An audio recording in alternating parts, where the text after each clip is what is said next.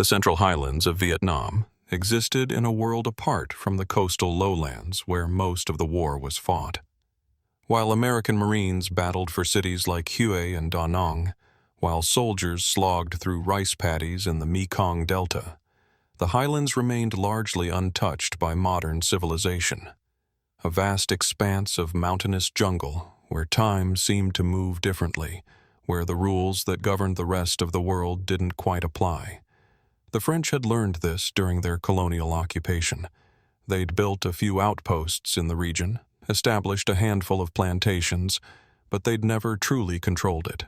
The jungle was too thick, too hostile, too alive with dangers both mundane and inexplicable. Malaria killed more French soldiers than bullets ever did. Tigers took sentries in the night. And there were other things the colonial administrators dismissed as native superstition, but which their soldiers, the ones who'd spent months in the bush, spoke about in hushed voices over cigarettes and wine. The Americans, when they arrived in force in the mid-1960s, approached the highlands with the confidence of a superpower. They had helicopters and artillery and B-52 bombers. They had night vision equipment and modern medicine and the absolute certainty that technology would triumph over terrain. They had special forces, the Green Berets, elite soldiers trained in unconventional warfare, men who could adapt to any environment, overcome any obstacle. Staff Sergeant Michael Torres was one of those men. Born in El Paso, Texas in 1946, he'd grown up in a working-class Mexican-American family where military service was considered both a duty and an opportunity. His father had fought in World War II, his uncles in Korea. When Torres turned 18 in 1964, enlisting seemed like the natural thing to do. He was young, strong, hungry to prove himself. The Army offered him a chance to be something more than his father's son working construction in the Texas heat. By 1969, Torres was no longer that idealistic kid from El Paso. He'd done his first tour in 1967 to 68, 13 months with the 9th Infantry Division in the Mekong Delta. He'd earned a Combat Infantryman badge, a Bronze Star with V device for valor, and a Purple Heart for shrapnel wounds that had turned septic in the Delta's filthy water. He'd seen friends die, had killed enemy soldiers whose faces sometimes still visited him in dreams, and had come home changed in ways he couldn't quite articulate to his family. He'd married Maria Gonzalez, his high school sweetheart who'd waited for him through that first deployment. They'd had a small ceremony in El Paso, spent a brief honeymoon in San Antonio, and talked about starting a family. Maria wanted him to leave the Army, use his GI Bill to go to college, become a teacher maybe, or an electrician. Something safe, something normal. But Torres couldn't settle. The world of grocery shopping and Sunday dinners and conversations about mortgage rates felt thin somehow, insubstantial, like a paper backdrop that might tear at any moment to reveal something more real beneath. He found himself thinking about Vietnam constantly, not with nostalgia exactly, but with a sense of unfinished business. There were men still over there, fighting and dying. How could he sit in Texas drinking beer while others carried the burden? Maria had cried when he told her he was volunteering for Special Forces training and requesting another deployment. They'd had their worst fight, one that ended with her sleeping at her mother's house for 3 days. But eventually she'd accepted it, the way military wives learned to accept things. She'd kissed him goodbye at the airport in August 1969, her eyes red but dry, and made him promise to come home. Torres had meant to keep that promise.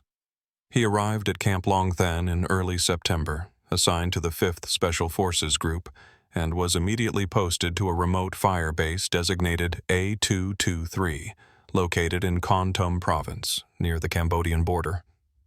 The firebase wasn't much.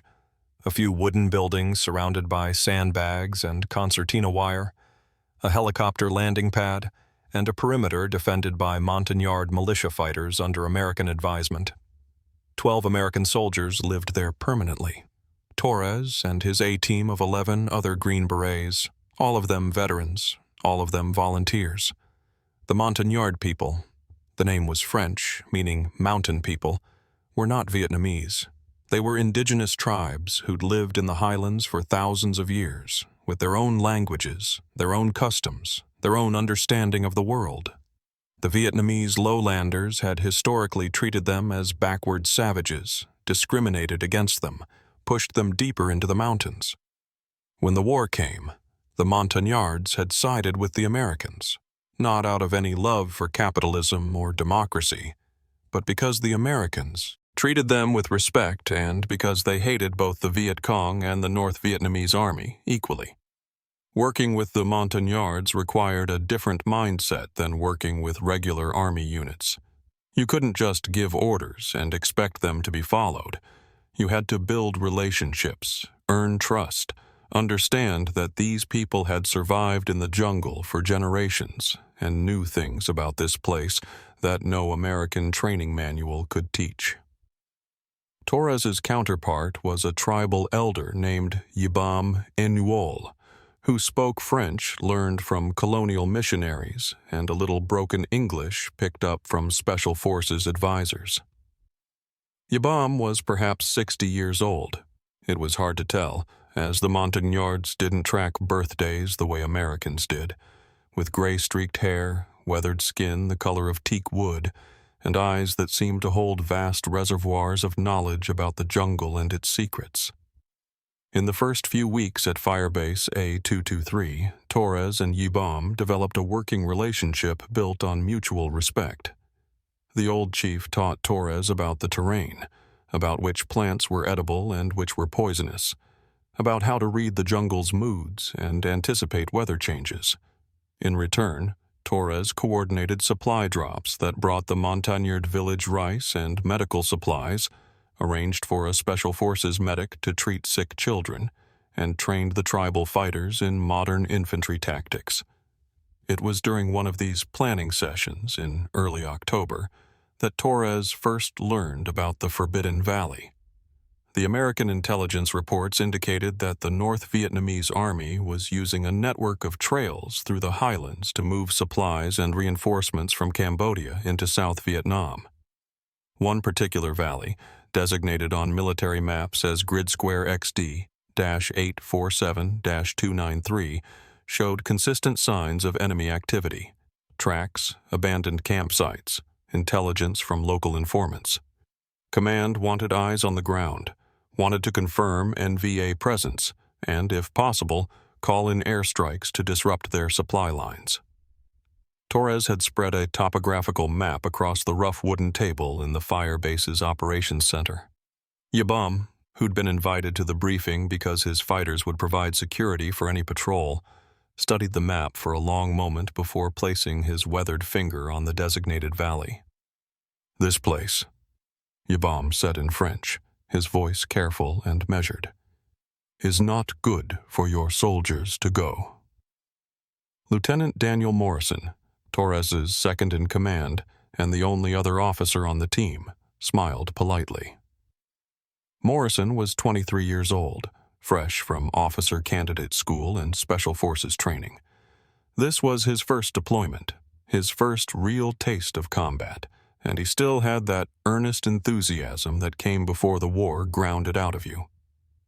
"We appreciate your concern," Morrison said in his textbook French, "but we have intelligence suggesting significant enemy activity in this area.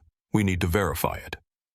Yibam's expression didn't change, but something in his eyes suggested disappointment, not in Morrison specifically, but in the way young men throughout history had dismissed the warnings of their elders. The Vietnamese soldiers, the North, the South, the Viet Cong, they also avoid this valley. There is a reason. Torres leaned forward, his interest piqued. In his experience, when local knowledge and enemy behavior aligned, there was usually something worth paying attention to. "What reason?" The old chief was silent for a moment, seeming to weigh his words carefully. When he spoke again, it was in English, slow and deliberate, as if wanting to make absolutely certain he was understood. My people, we have story. Very old story. From grandfather's grandfather's grandfather. Before Vietnamese come to these mountains, before French, before Chinese, before anyone we remember, this valley. He gestured at the map. This valley belonged to something else. VC Base. Torres asked, though he suspected the answer was no. Not Viet Cong, not Vietnamese, not human. Yabam met Torres's eyes directly. We call them klah kruang, in French perhaps, les diables des arbres, the tree devils. Morrison's smile widened slightly, though he tried to hide it. Torres shot him a warning glance. The lieutenant was new, hadn't learned yet that dismissing local beliefs as primitive superstition was not only disrespectful, but potentially dangerous. The Montagnards had survived in this jungle for centuries. If they said a place was dangerous, it usually was. Whether the danger came from enemy soldiers, unstable terrain, poisonous fauna, or something else entirely, didn't really matter. Tell me about these tree devils, Torres said, keeping his voice neutral and respectful. Yabam seemed to appreciate the genuine interest. He settled back in his chair, his weathered hands folded on the table. They are old. Very old. They live in the big trees, very high up where men do not go. They hunt at night, but sometimes also in day if the forest is dark enough. They are. He struggled for a moment, searching for the right words. Like men, but not men. Tall, very thin, long arms, long fingers. They move through trees like monkeys, but faster, much faster. And they are. Another pause. Intelligent. They think. They plan. They hunt in groups. What do they hunt? Torres asked quietly. Anything that enters their territory. Deer, tiger, people. Yabam's face was grave. My grandfather, when he was young man, he saw one. He and 3 friends were hunting wild pig, stayed out too late. Darkness caught them near the Forbidden Valley. They heard sound first, clicking sound, very fast, like stones hitting together. Click, click, click, click, click. And then they saw it, moving through the trees above them. Very high up, maybe 30, 40 feet. White skin, not like your white skin, but white like fish belly, like something that never sees sun. Long arms swinging from branch to branch. Eyes. He gestured at his own eyes. Very big, black, like insect eyes but too big for the head. What happened? Morrison asked. His smile was gone now. They ran.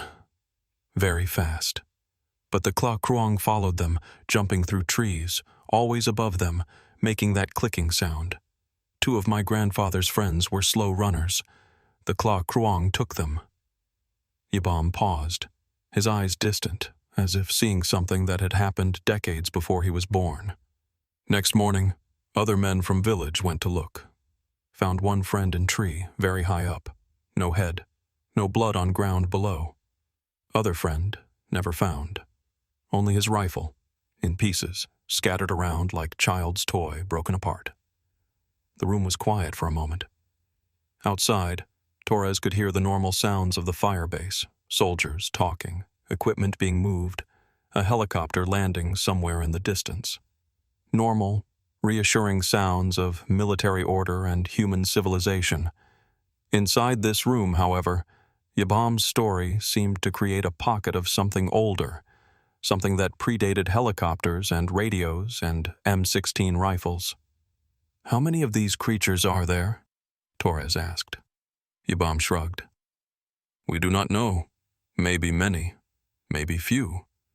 We do not go to their valley to count them. My people learned long ago. There are places in this world that belong to us, and places that belong to other things. The boundary must be respected. But the NVA crosses through there, Morrison pointed out. Our intelligence confirms it. Perhaps they do, Yabam acknowledged. The Vietnamese do not listen to our warnings. They think we are primitive, that our stories are foolishness. Maybe some of them cross the valley and survive. Maybe many of them enter the valley and never leave, and the North Vietnamese commanders assume they were killed in battle or deserted. Who can say? The jungle keeps many secrets. Torres studied the map again, his mind working through the tactical implications. If there really was something in that valley, whether unknown animal species, hidden enemy force, or something else, it could explain why the area showed enemy activity but never seemed to have any permanent installations. Maybe the NVA was using it as a transit route but not lingering there. Maybe they'd had their own encounters with whatever was in those trees. Or maybe it was all just superstition, and the old man was trying to keep Americans away from sacred tribal grounds for religious reasons. But Torres had learned to trust his instincts, and his instincts were telling him that Yabam believed every word he was saying. The old chief wasn't spinning a tale to scare gullible foreigners. He was offering a genuine warning, backed by his people's accumulated experience over generations. I understand your concern, Torres said carefully, and I respect your knowledge of this area. But we have orders from command. We need to patrol that valley, verify enemy presence or absence. It's our mission. Yabam nodded slowly, as if he'd expected this answer. Then I give you advice. First, do not go at night. The klah kruang are most dangerous when dark. Second, do not make noise. Move quiet, like hunting. Third, most important, do not look up. If you must look up, do it quickly. Then look away. The klah kruang, they know when you see them, when you look at them. And once they know you see them, they will hunt you. Why? Morrison asked. Why would looking at them make them attack? The old chief's expression was sad, almost pitying. Because when you see them, you become interesting to them. Like when cat sees mouse move. The mouse that sits still, the cat might ignore. The mouse that runs, the cat must chase. You understand? Torres understood. He'd seen enough predators in the wild, tigers in the delta, crocodiles, even just house cats back home, to know that movement and attention triggered hunting instincts. If these tree devils were real, if they were some kind of unknown primate or other creature, then making eye contact might indeed be interpreted as a challenge, or might simply mark the observer as aware prey. We'll be careful, Torres promised, and we'll take 2 of your best scouts with us if you're willing to spare them. Yabam considered this for a long moment before nodding. I will send Yadrong and Yatin. They are young, but they are brave and they know the jungle. I will tell them to bring special amulets, protection charms from our shaman. I do not know if such things work against klah kruang, but they cannot hurt. Thank you, Torres said sincerely. That night, Torres couldn't sleep. He lay in his bunk in the team house, listening to the night sounds of the fire base and the jungle beyond. Somewhere in the darkness, a monkey called out. Insects droned in their endless chorus. The fire base's generator hummed steadily, powering the lights that kept the perimeter illuminated. He thought about Maria, wondered what she was doing at that exact moment. It would be morning in Texas. She'd probably be getting ready for work, making coffee in their small kitchen, maybe thinking about him. He'd written her a letter earlier in the week but hadn't mentioned this upcoming patrol. No point in worrying her. All his letters were deliberately vague about operational details, full of reassurances that he was safe, that the war was winding down, that he'd be home before she knew it. He thought about Yabam's story, tree devils, klah kruang, Creatures that hunted from above, that had white skin and insect eyes and moved through the canopy faster than anything natural. Part of him, the rational, educated part that had graduated high school and completed army training and learned to trust in weapons and tactics, wanted to dismiss it as folklore. Every culture had its monsters. The Greeks had their minotaurs, Europeans had dragons, Native Americans had wendigos and skinwalkers. They were metaphors, symbols, ways of encoding real dangers like getting lost in the forest or the psychological toll of isolation. But another part of him, the part that had spent a year in the Mekong Delta, that had seen things he couldn't quite explain, that had learned to trust instincts over logic, wasn't so sure. Vietnam had a way of making you question what was real. After months in the bush, after firefights and booby traps and watching friends die, after nights spent wondering if every shadow held an enemy, the line between natural and supernatural started to blur.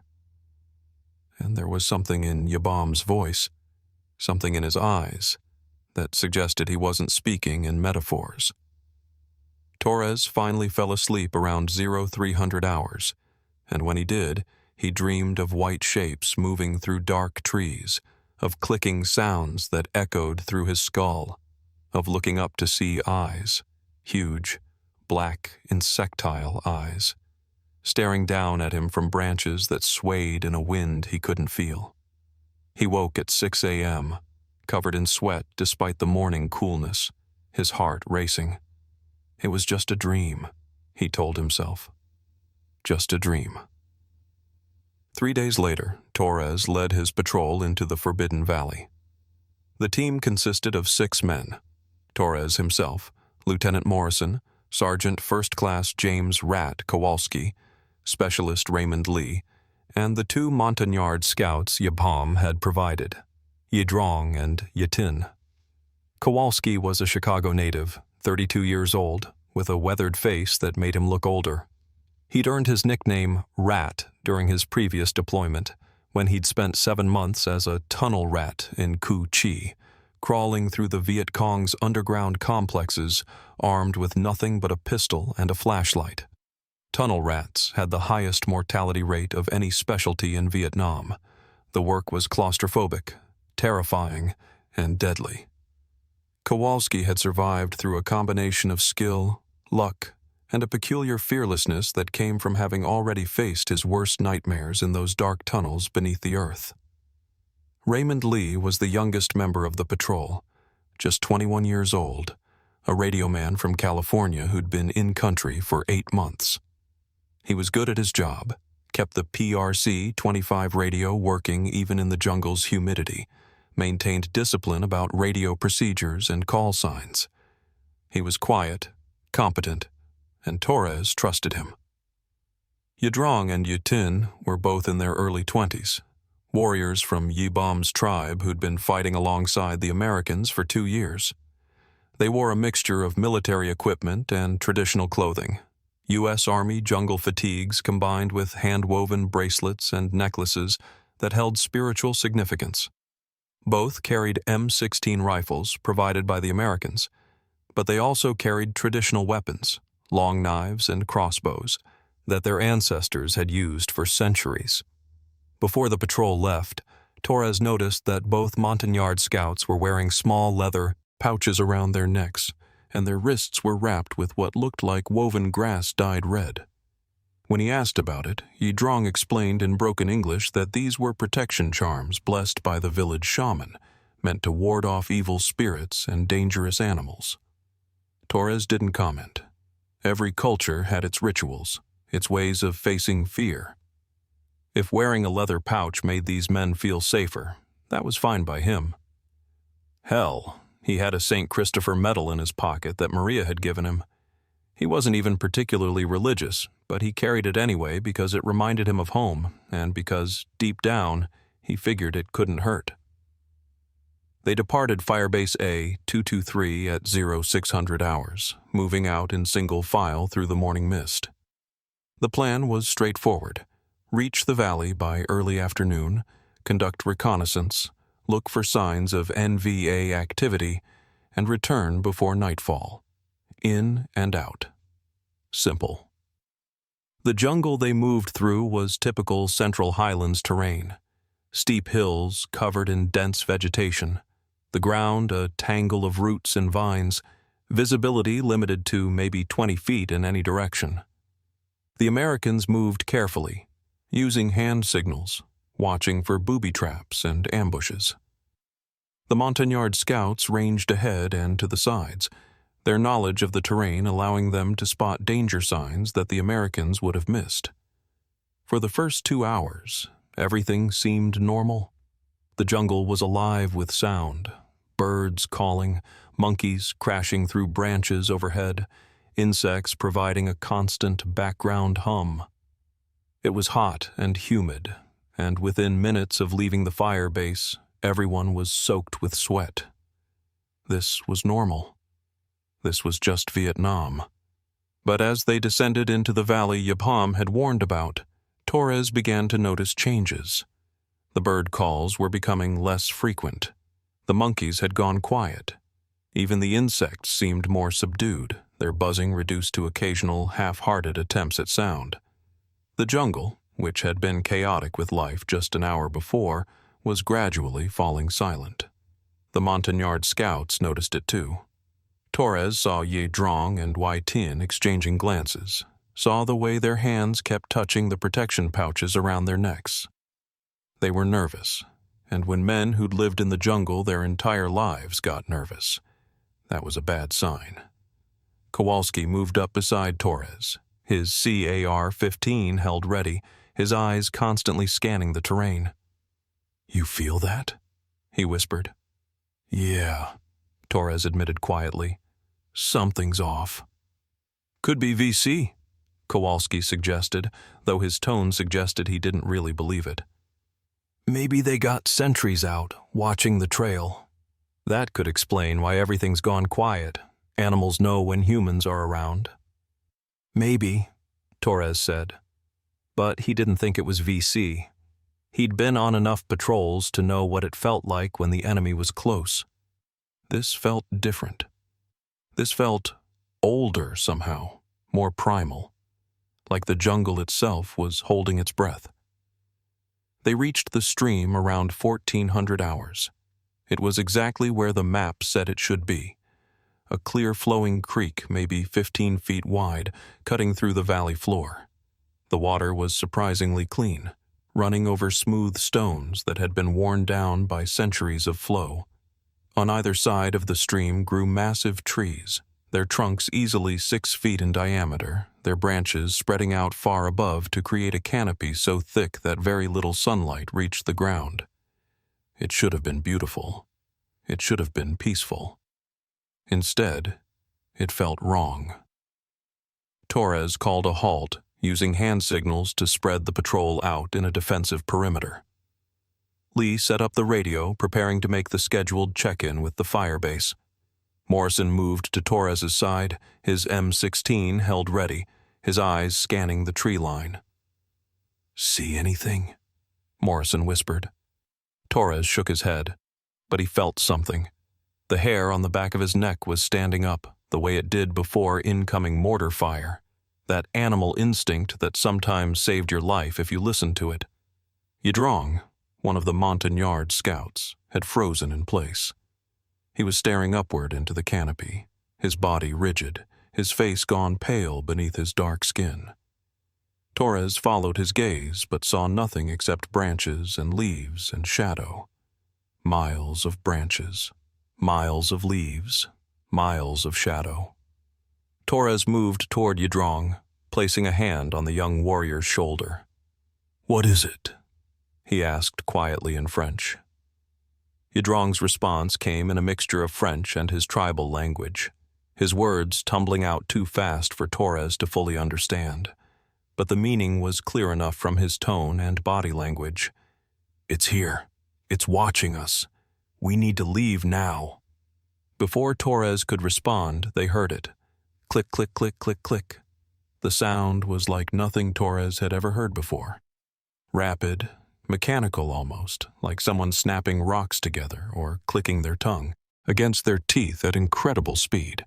It came from somewhere above, from the canopy, but it was impossible to pinpoint the exact location. The sound seemed to move, to shift from one position to another faster than anything should be able to move. "What the fuck is that?" Morrison breathed.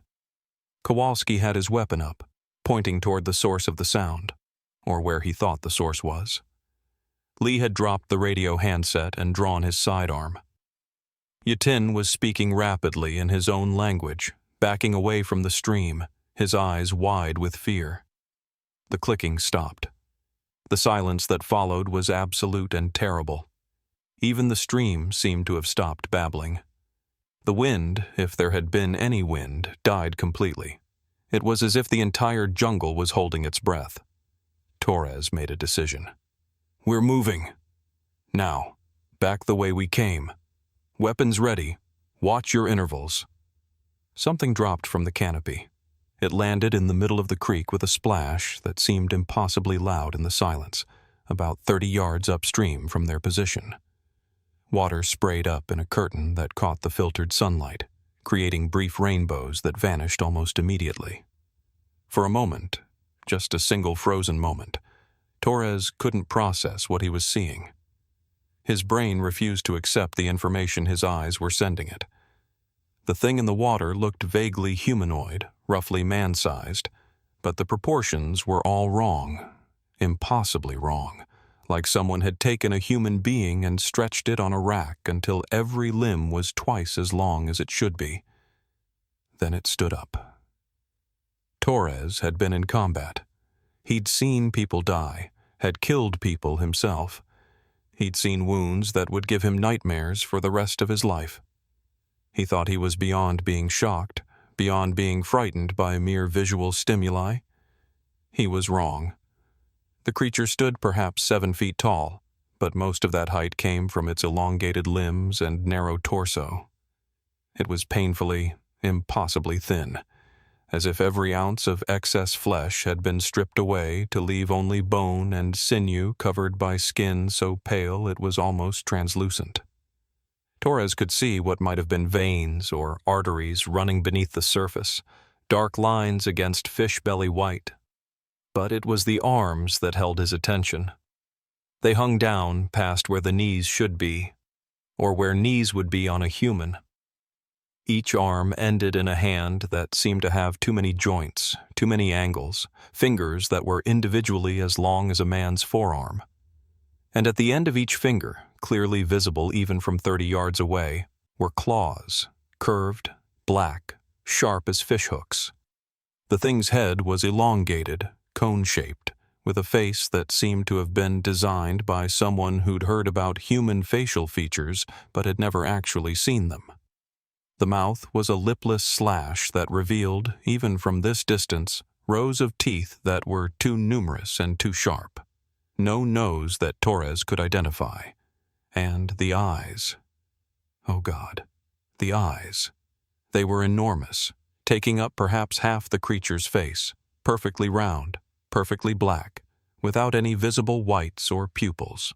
They looked like the compound eyes of an insect magnified to horrible human scale, and they were fixed on the patrol with an intelligence that was unmistakable and terrifying.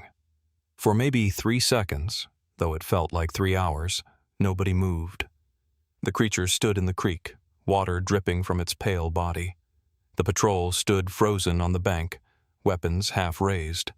2 species, separated by perhaps 10 million years of evolution, staring at each other across 30 yards of jungle. Then Yatin broke. The young Montagnard scout made a sound, half scream, half sob, and turned and ran, crashing through the undergrowth with all the noise and panic of a wounded animal.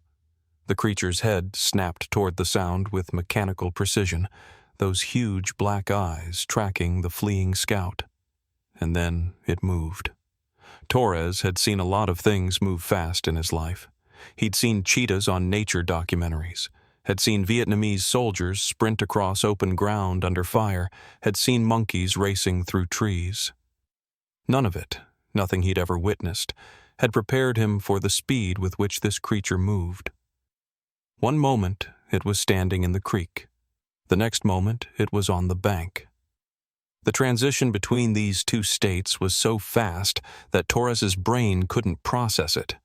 It was like watching a film with frames cut out, the creature simply appearing in a new position without seeming to cross the space between. And then it was in the trees.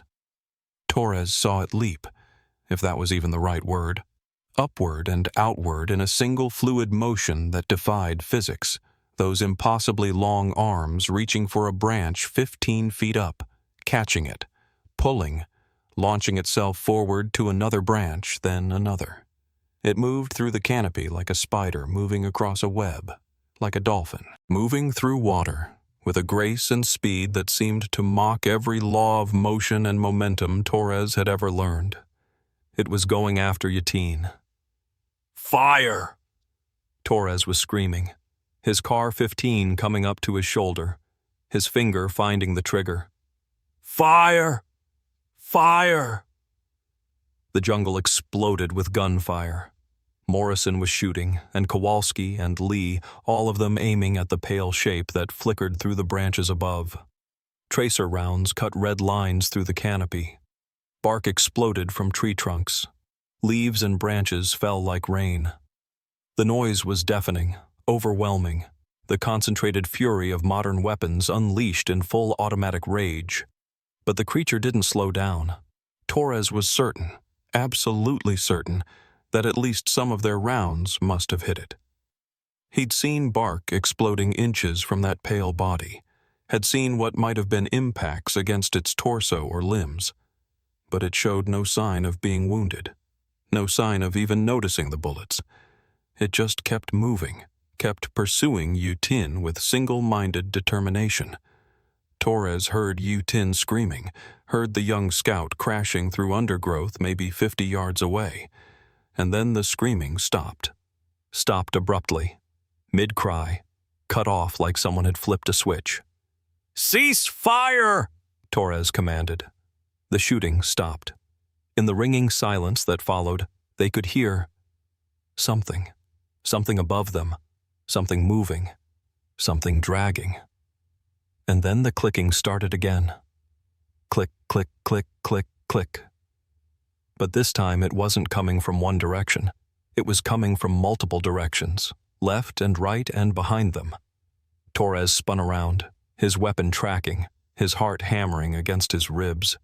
He could see movement in the canopy, pale shapes flickering between branches, there and gone and there again. "Jesus Christ," Morrison was whispering. "Jesus Christ, Jesus Christ, Jesus Christ." "Don't look up," Kowalski said, his voice tight and controlled. "Don't fucking look up." But they all looked up. How could they not? The creature that had taken Yatin was perched in a branch maybe 40 feet above them, perfectly still except for its head, which tilted slowly from side to side in a motion that reminded Torres of a bird examining something curious. In its long-fingered hands, and Torres could see now that it had opposable thumbs on both hands and feet, could grip branches from any angle, it held Yatin's body. What it had done to the young Montagnard scout was visible even from 40 feet below, even through the shadows and filtering leaves.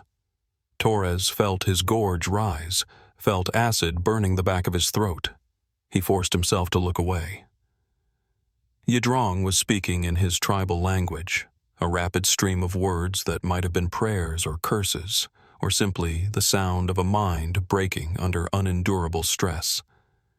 He had his M16 pointed up at the creature holding his friend's body, but his hands were shaking so badly he couldn't have hit anything.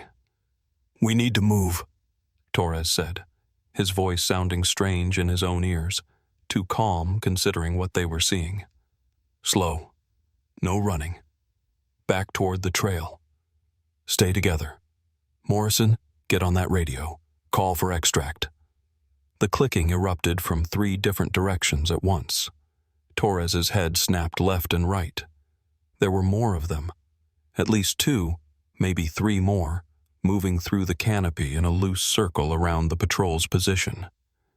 They'd been surrounded. Herded, Torres realized with cold certainty.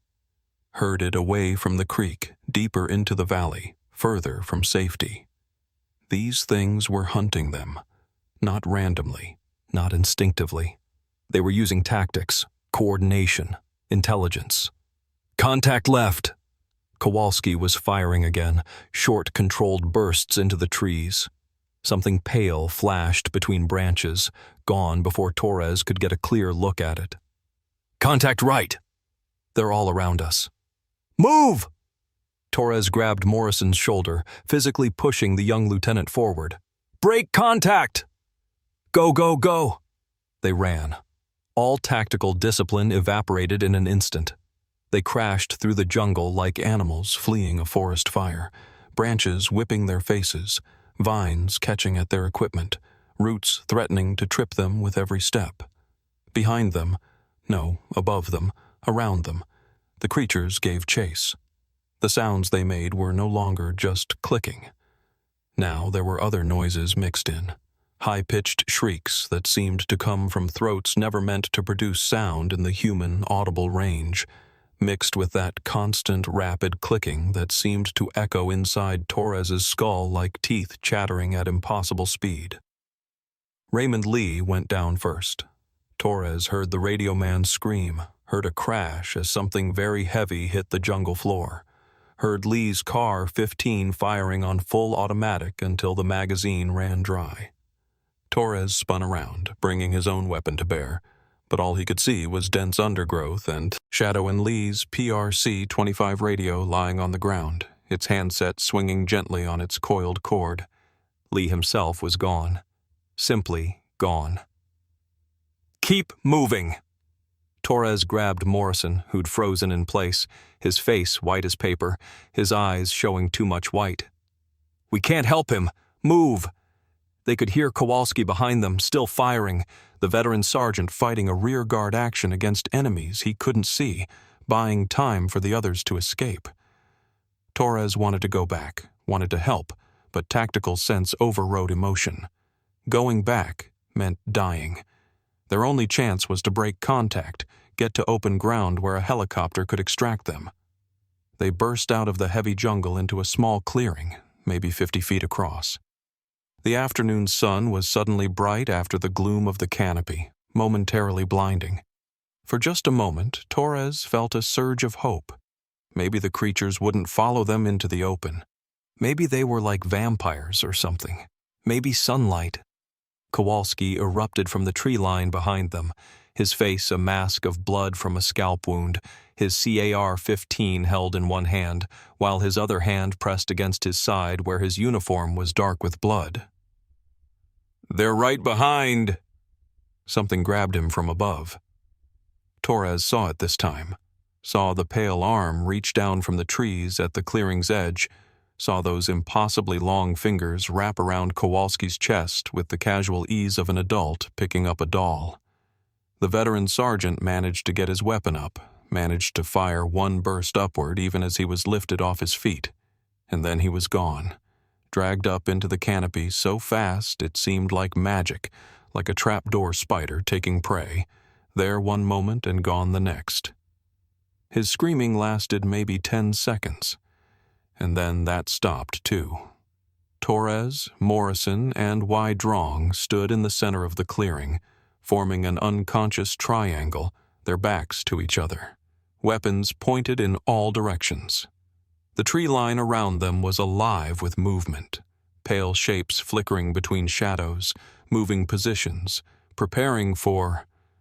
what? A final attack? Were they just playing with their prey, the way a cat plays with a mouse before the kill?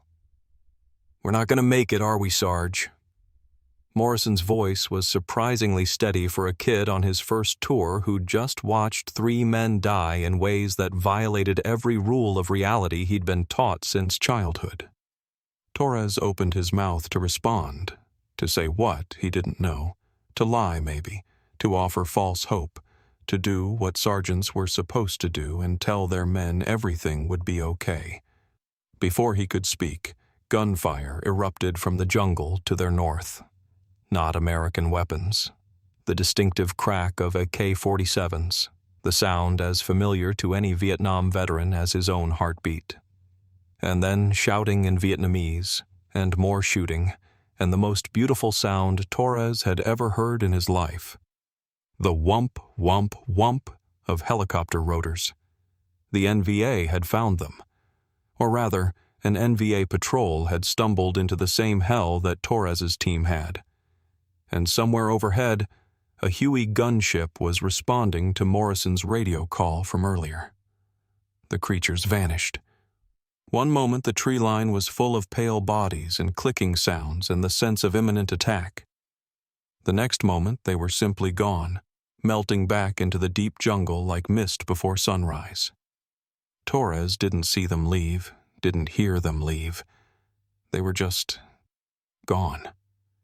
The firefight with the NVA was brief and chaotic. Torres saw a North Vietnamese soldier emerge from the tree line, young, terrified, his eyes wild. Torres put 2 rounds center mass, watched the man fall, felt nothing. Yadrong was firing and moving, using hand signals to direct Torres and Morrison toward an opening in the canopy where the helicopter could extract them. The Huey came in fast and low, door gunners laying down suppressing fire that chewed up trees and earth.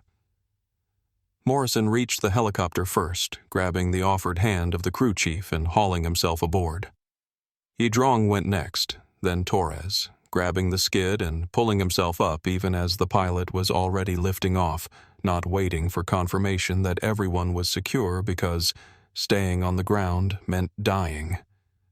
They rose up through the hole in the canopy, gaining altitude fast, the jungle falling away beneath them. Torres could see NVA soldiers scattering, could see the clearing where they'd made their stand, could see the stream where they'd first encountered the creature.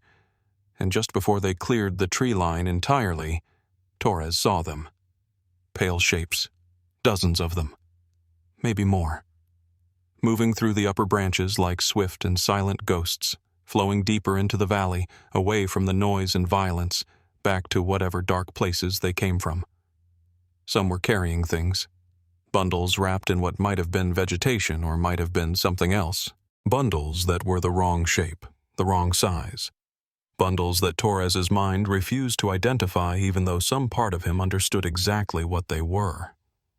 The crew chief was shouting something in his ear, but Torres couldn't hear it over the rotor noise and the ringing in his ears and the screaming that was happening inside his head where nobody else could hear it. Morrison was sitting on the floor of the Huey, his face blank with shock, his hands shaking uncontrollably. Yadrong was crying, though whether for Yatin or for himself or for the world in general, Torres couldn't say.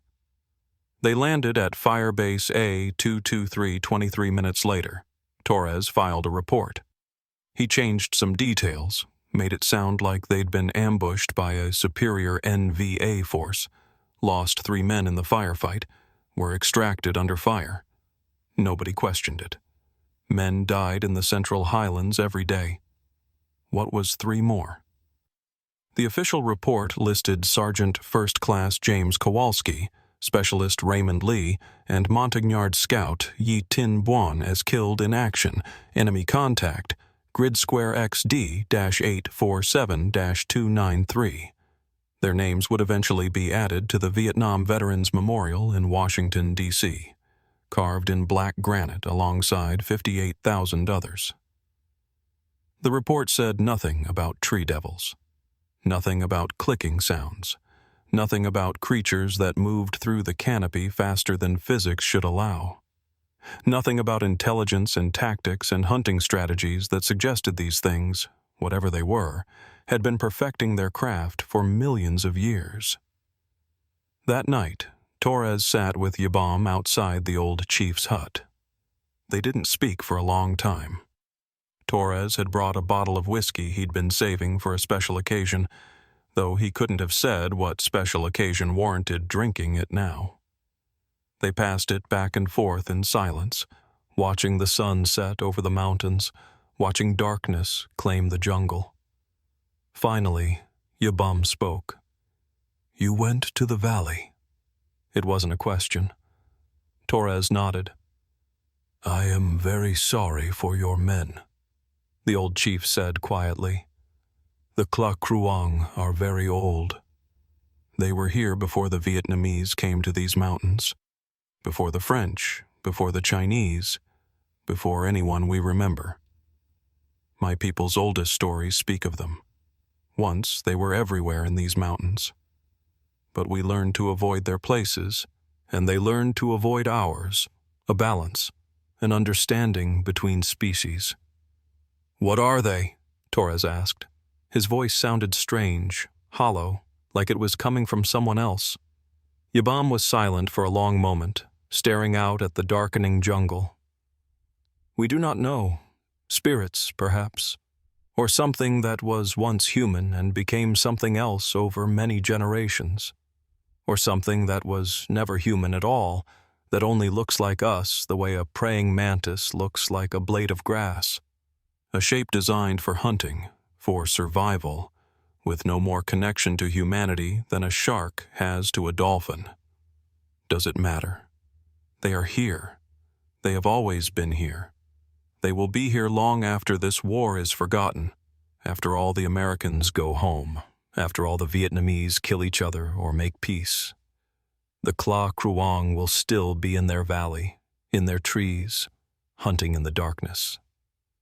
Torres took a long drink from the whiskey bottle. "My report says we were ambushed by NVA. That's what killed my men." "That is wise," Yabam agreed. "Who would believe the truth? And what would it change? Would your general send soldiers to hunt them? Would your planes bomb the valley?" He shook his head. "Better to let them be, better to respect the boundary, better to remember what you learned." "What did I learn?" Torres asked, though he already knew the answer. "That there are older wars than the ones between nations. Older battles than communism and capitalism and democracy. There are places in this world that belong to things that are not human, and when we enter those places, we do so at our own risk. We are not the only intelligent species on this planet. We are not the only ones who think, who plan, who hunt.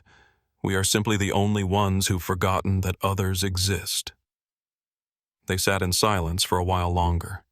The generator kicked on, flooding the fire base's perimeter with harsh electric light. Guards changed shifts. Somewhere in the distance, artillery rumbled like thunder.